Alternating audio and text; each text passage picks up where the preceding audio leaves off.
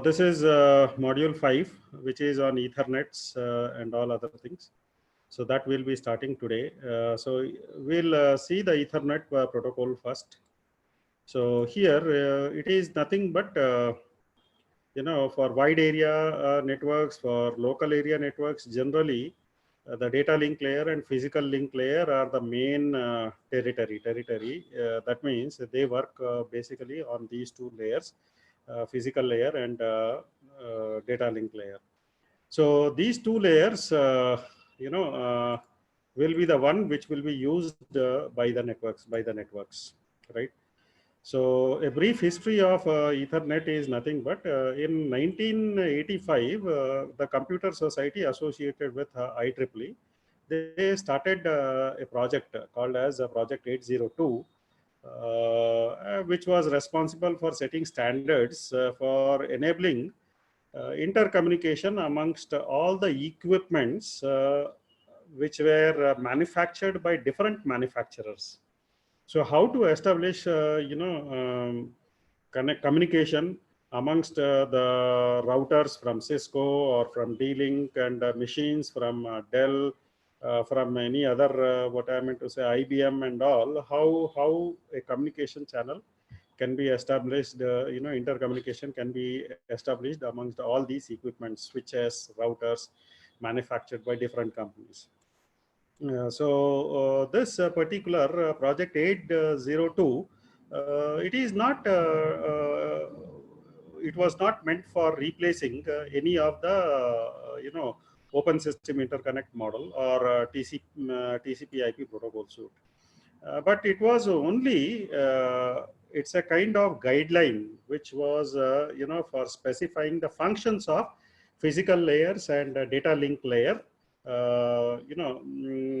what they will do, what functions will be performed by physical layer, data link layer, and for these were designed for LAN, this thing. So 802 standards, generally of TCP/IP, the protocol suite is shown in the next slide. So here you can see there are two, what I would say, layers that I am talking of. So OSI, whether it is OSI, whether it is TCP/IP suite. So we will have physical layer, we will have data link layer in both OSI, what I meant to say, model, reference model, and TCP/IP protocol suite. So here, physical layer and data link layer. So this IEEE has subdivided this, what I meant to say, data link layer into two sublayers. So the first sublayer was logical link control, which was this entire, what I meant to say, this thing. And second, sublayer was MAC. Under MAC also, we had several, what I meant to say, you know, media access control protocols like Ethernet MAC, Token Ring MAC, Token Bus MAC, and others. Physical layer was also divided into several sub layers, say Ethernet physical layer, token ring physical layer, and token bus physical layer, and so on. And this was the transmission media through which the frames from physical layer, what I'm saying, will be converted into signals, electromagnetic signals, and that then they will be passing through this particular transmission medium. So this was IEEE standard. So data link layer, which was divided into two, what I meant to say, sub layers called as logical link layer, logical link control, and the second layer was called as media access control, which was further subdivided into Ethernet, MAC, and token ring MAC, and token bus MAC, and so on. So with this, now we will see logical link control. So in this, basically this LLC is responsible for flow control, error control, and also a part of framing duty. You got the idea how to form the frame. So this is what where the functions assigned to logical link control. And framing is also responsibility of MAC sublayer besides the logical link control. So both logical link control and media access control are responsible for framing. So then logical link control, it provides a single layer control protocol for all IEEE LANs, right? So basically, LLC was meant for providing interconnectivity between different types of LANs. And by making the MAC sublayer very transparent. MAC sublayer is nothing but it contains the physical address of the device, So now this particular sublayer, IEEE project 802 was created, has created the sublayer called as media access control, meant for LANs. So basically MAC was responsible for defining CSMS-CD, which we have already studied, which is nothing but a method of, accessing the medium for Ethernet LANs. And it also defines token passing method, token ring method, token bus LANs and all.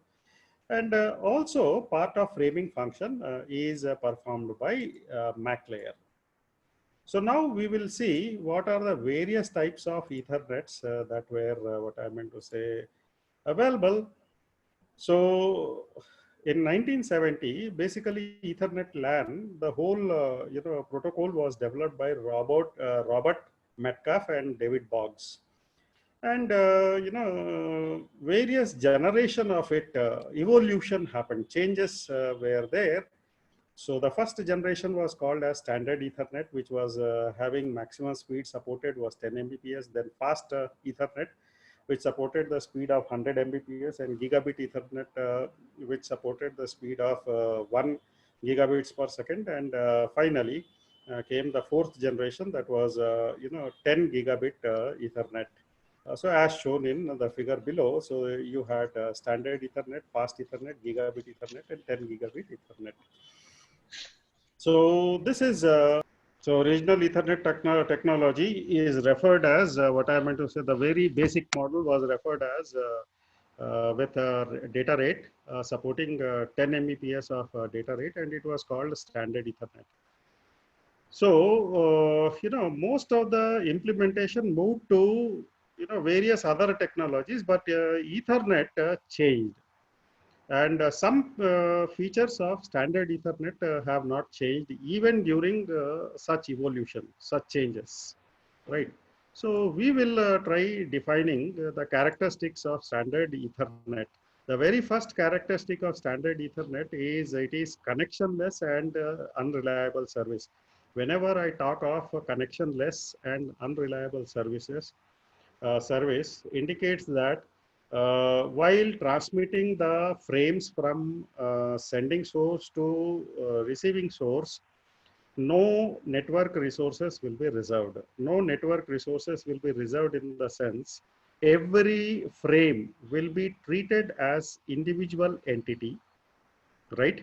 And every frame will reach in different time in different order.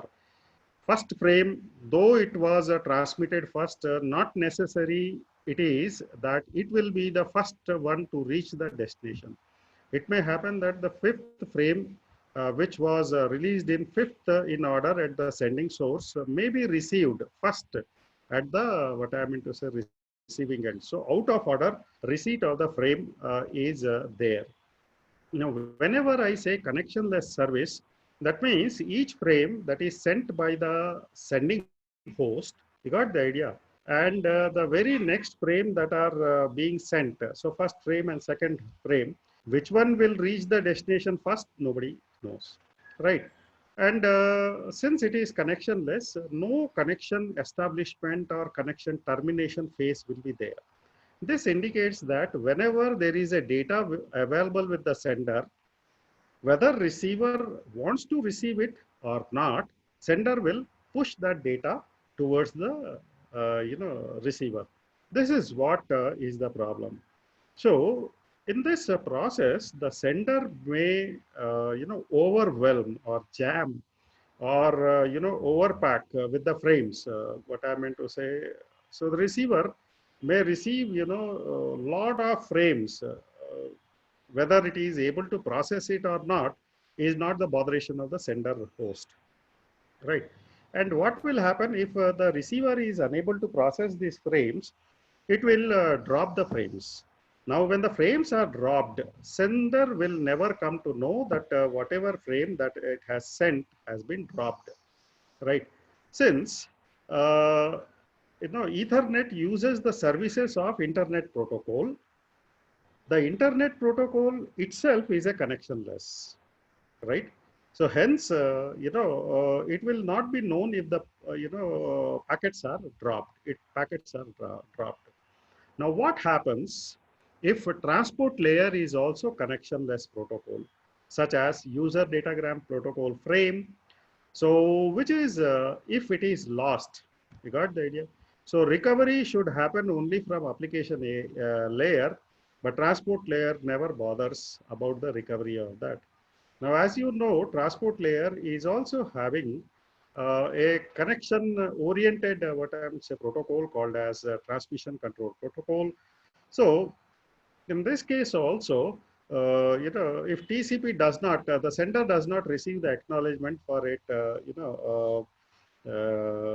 if it does not receive the, what I meant to say, acknowledgement for a frame, what it has sent or segment that it has sent, it will send that particular frame again. It will send the frame again. So till it receives the acknowledgement for that. So Ethernet is having, since it uses the services of what I would say IP and UDP, both are unreliable services, and hence we say that Ethernet is also unreliable. Now, if a frame is found corrupted by the receiver, when it receives the data or frame, and it finds it to be corrupted, it will simply drop the packet silently. Now, why the receiver can receiver can detect what I meant to say, the error in the frame, because it may be using CRC32. High chances are there that CRC32, if it is used, cyclic redundancy check 32.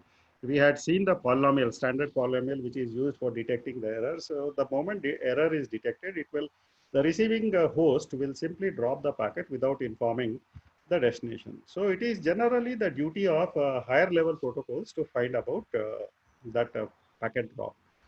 Now this is the frame, what I meant to say, of what I meant to say, this Ethernet frame. So where we have 56-bit, uh, so or 7 bytes of length of preamble. I'll explain what is preamble.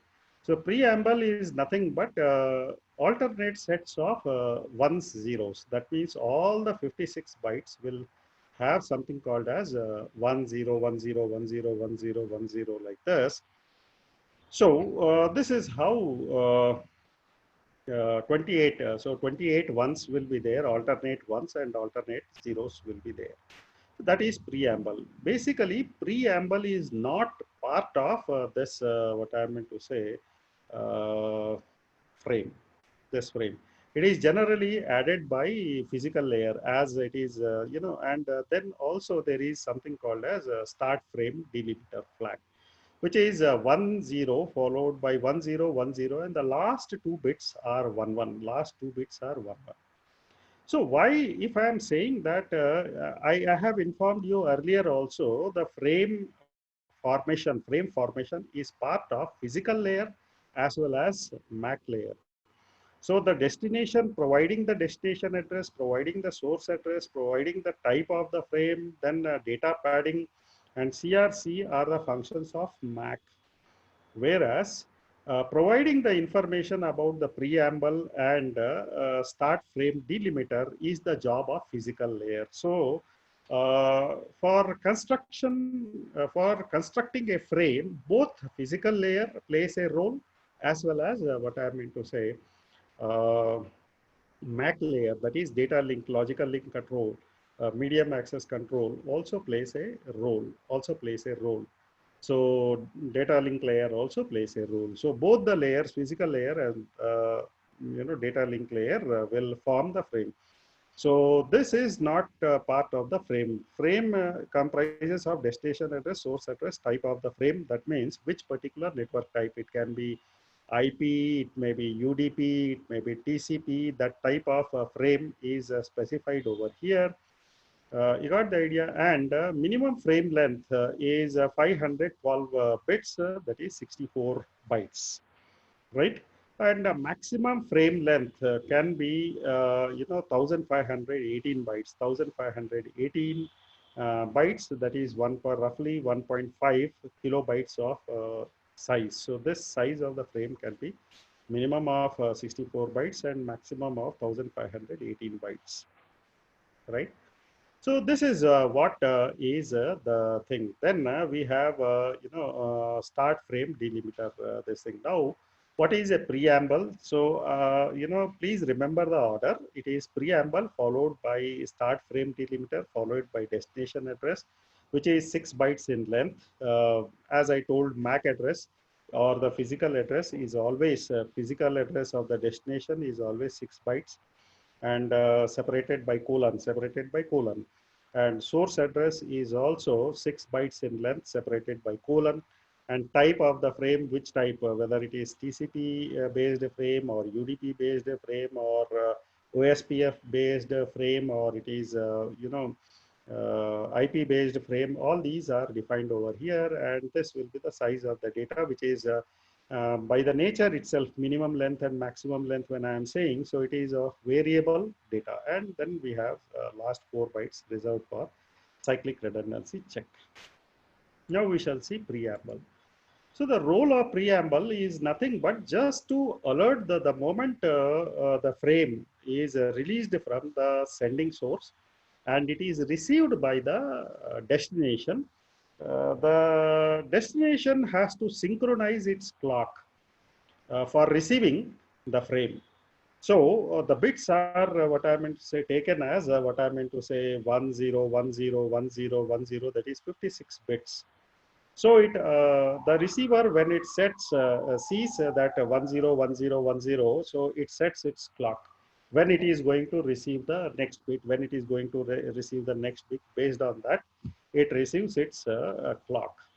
Also, this particular pattern of 10 10 alternate 10 10, how many bits? 56 bits is a kind of alert.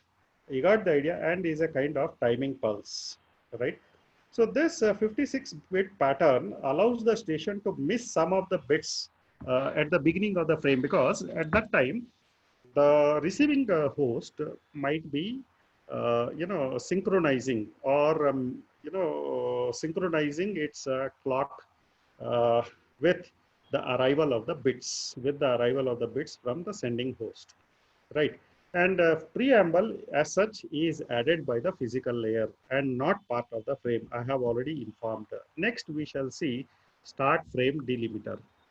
Basically it is 1 byte in size. Again, it also contains 10 10 10, so 3 sets of 10s, and last 2 bits are 11, right? So this is the last chance given to the receiving source to synchronize its clock, right? So the moment the receiver receives last 11, these 2 bits from start frame delimiter, it understands that from there, the what I meant to say, frame has actually started. That means the next field will be source MAC address and destination MAC address, and then type of what I'm saying this thing, then data length, then CRC. So the moment receiving host encounters this last two 11s, I mean to say 28 sets of zeros, 28 sets of ones, followed by 10 10 10, 3 sets, and then followed by 11. The moment it receives 11, it knows that now actual frame has started. So this particular field called as start frame delimiter acts as a flag which defines the beginning of the frame, right? And Ethernet frame, as I told you, it is always a variable length frame.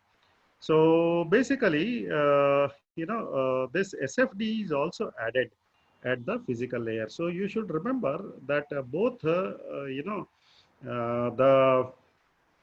first part and the second part, preamble and the what I'm to say SFD are added by physical layer, and remaining all fields are added by the data link layer, right?